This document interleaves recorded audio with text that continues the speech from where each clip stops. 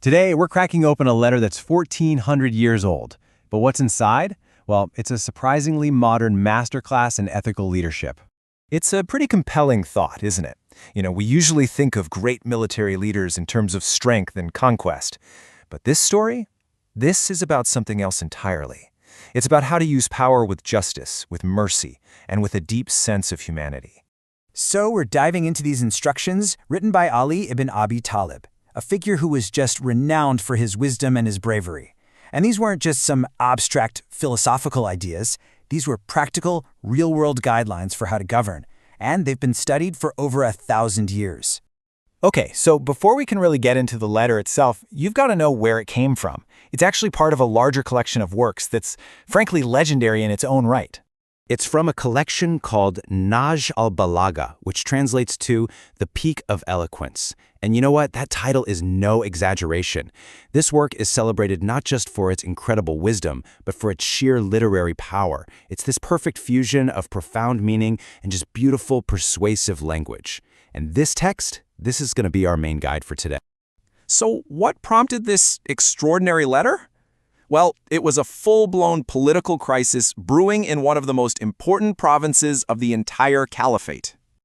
All right, so the situation in Egypt was getting really unstable. The leadership there, it was failing. So to fix things, Ali turned to his guy, Malik al-Ashtar, one of his most capable and loyal commanders. This wasn't just some routine job posting. This was a critical mission to restore order and justice. And this single sentence? Wow. It tells you everything you need to know about the level of trust here. Ali basically saw Malik as a reflection of his own deep loyalty and dedication. So the success of this mission, it was deeply personal. So to get Malik ready for this huge challenge, Ali didn't just bark out some orders. No, he wrote him a whole comprehensive guide, a blueprint for how to be a great ruler. And that letter is what we're going to unpack right now. Okay, this is it. We're getting to the heart of the letter now. Let's break down the fundamental principles Ali laid out for his new governor. Now, the letter is packed with wisdom, but you can really boil it down to four main pillars. This idea of universal mercy, having wise counsel, establishing impartial justice, and making sure there's economic well-being for everybody. The absolute foundation of this whole blueprint is this idea of radical inclusivity. Get this, Ali tells Malik that the people under his rule are one of two things. They're either his brothers in faith or they're his equals in humanity. And in either case, the ruler's duty is exactly the same, to show mercy and to be ready to forgive. It's just a powerful call for universal compassion that honestly feels just as relevant today. But hold on. This compassion didn't mean just looking the other way when people did wrong. Ali was really clear. A just society cannot treat virtuous people and vicious people as equals. Why? Because if you do, you just discourage good behavior and you end up encouraging the bad. True justice, he said, requires making clear distinctions. And to make sure that justice was actually fair, man, the standards for judges were incredibly high. It wasn't enough to just know the law. A judge needed to have impeccable character, humility, caution, and be completely immune to things like greed and flattery. This idea of justice didn't stop at the courthouse either. It went straight to the economy. And this is pretty revolutionary for the time. Ali made this direct link, arguing that the entire state's stability depends on the financial health of its people. He warned that if the farmers, the working class, were poor, the entire state would eventually just fall apart. Okay, so we've talked about public policy, but Nahj al-Balagha is also just jam-packed with these short, powerful little sayings about what it takes to be a good leader on a personal level. Let's look at a few. I mean, what an image, right? This is all about how to handle yourself during times of, civil unrest or intense division. The idea is to make yourself useless to the people who want to exploit the chaos.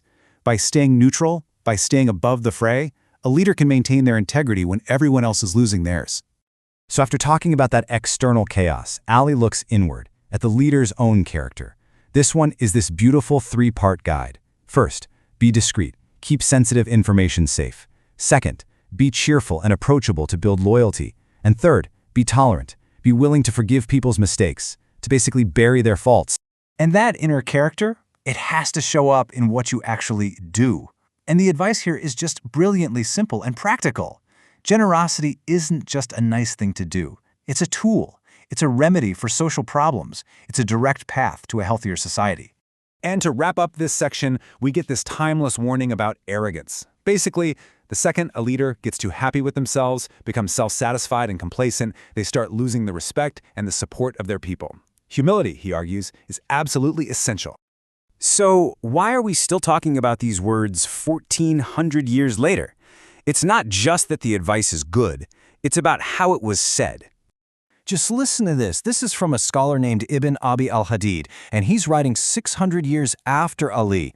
He says he's read this particular sermon more than 1,000 times, and every single time it fills him with awe, with counsel, and it stirs his heart. I mean, that's the mark of something truly special, isn't it? And that's really the bottom line here. The reason this text, Nahj al-Balagha, has lasted so long is because of this unique combination. It's not just a rule book, it's a work of art, where these profound ethical teachings are expressed through language that is itself powerful, beautiful, and absolutely unforgettable. The medium is every bit as masterful as the message. So, that leaves us with one final thought to consider. As you look at the world around you, which one of these ancient principles, whether it's universal mercy, economic justice, or just personal humility, which one do you think our modern leaders need to hear the most? It's definitely a question worth pondering.